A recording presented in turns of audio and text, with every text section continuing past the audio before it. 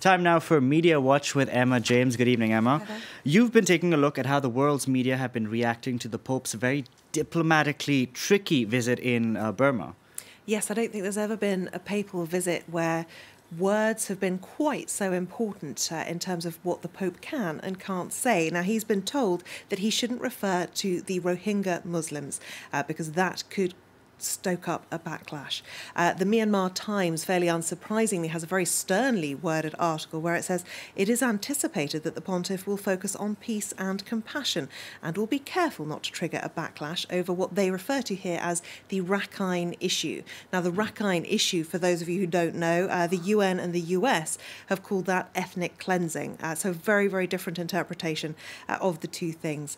The newspapers as well around the world seem to be shying away from using terms that are too controversial too.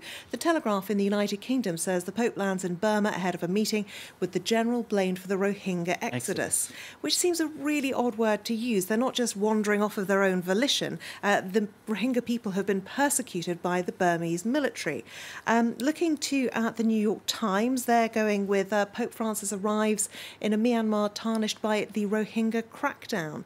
And again, that word crackdown implies that something has been done wrong by the Rohingyas, because normally you crack down on bad behaviour. Yeah. Exactly. Whereas really this is a crackdown on the Rohingyas' existence, I think it's fair to say. Lots of other newspapers going with the word crisis, choosing not really to stoke the fires of controversy. One story that is particularly interesting that's come out today, it's in the Guardian newspaper in the UK.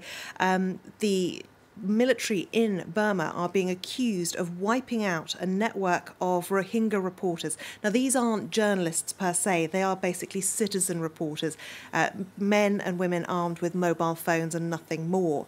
They're young volunteers in the main. And what they've been doing is basically providing the world with news of what's happening in Rakhine State.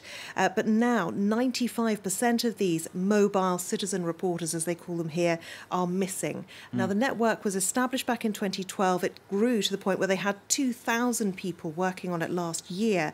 But now 95% of those 2,000 people have disappeared. Now, the other big story dominating the news, our headlines, Brian's business, is, a royal wedding in the cards. Yes, absolutely. The United Kingdom once again is going to celebrate a royal wedding. Lots of different reactions online to this one. This is certainly one of the more traditional. Arthur Edwards, a very well-known royal photographer, has photographed the royal family in the UK for decades, pointing out that when showing off her engagement ring, she did so with a huge smile. Other people a little bit jealous of this one, realising that she will never get to realise the dream she's had since she was 8 years old of becoming Mrs. Prince Harry. And this Twitter user, like many, hinting that perhaps people in the UK are more concerned with whether or not they'll get a day off to mark the royal wedding, which of course happened with Wills and Kate. Another article that's being shared very widely, which I suppose shows the British sense of humour, is this one from Joe. Successful actress Meghan Markle to wed former soldier. She is the important one in this article, not, of course, Prince Harry. They refer to him as being a former soldier, having served in Afghanistan. He's currently unemployed, but does charity work. So there we go. Now, the interesting thing with this particular match is that a little over a year ago, Prince Harry actually spoke out, issuing a statement calling out the British media for their sexist and racist handling of his relationship with Meghan Markle when it first became public. He issued that statement after articles like this one from the Daily Mail, written by Rachel Johnson, who is the sister of the Foreign Minister Boris Johnson in the UK. And it really is horribly worded, this article. She talks about the showgirl who's expertly played the Playboy prince. She also talks about her rich and exotic DNA, which comes courtesy of a dreadlocked African-American mother from the wrong side of the tracks. Now, you can understand why Prince Harry, in the early stages of his relationship, was so unhappy with this treatment of his girlfriend. The Sun newspaper, too, had to apologise after they put on their front page a small headline saying Harry's girl on Pornhub, a pornography website. And all it is some scenes from one of her American TV shows, Suits, that someone has put on Pornhub. She's never starred in any pornography. So they had to then apologise. Meghan Markle said today that she was disheartened by the focus on her mixed race background in the early days.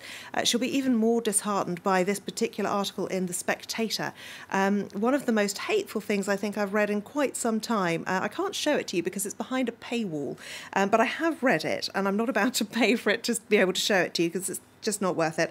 Melanie McDonough is the writer, and she says, obviously 70 years ago, Meghan Markle would have been the kind of woman the prince would have had for a mistress, not a wife. She goes on to talk about the fact that because Meghan Markle is Catholic and divorced, that the immediate challenge for the Church of England is to devise a service to bless this particular union. Good luck with that, she says very dismissively at the end of the piece. It really is a horrible, horrible sentiment to have on this particular day, and I think it's worth pointing out that the two of them do look exceptionally happy and very relaxed in one another's company, which is in stark contrast, if you remember, when Prince Charles made his engagement announcement alongside Princess Diana, or Diana as she was then. He was asked, "Are you in love?" A very simple question you would think for a newly engaged man, but his reply was, "Whatever in love means," which is really one of the worst responses you could possibly imagine to a question like that. And you can see the look on Diana's face there. She looked mortified. Not in love. So I think all of this rather ungentlemanly, unwomanly, unpleasant behaviour from the British press, I do hope that it stops soon. Hopefully. Emma James, thank you very much for the look at Media Watch.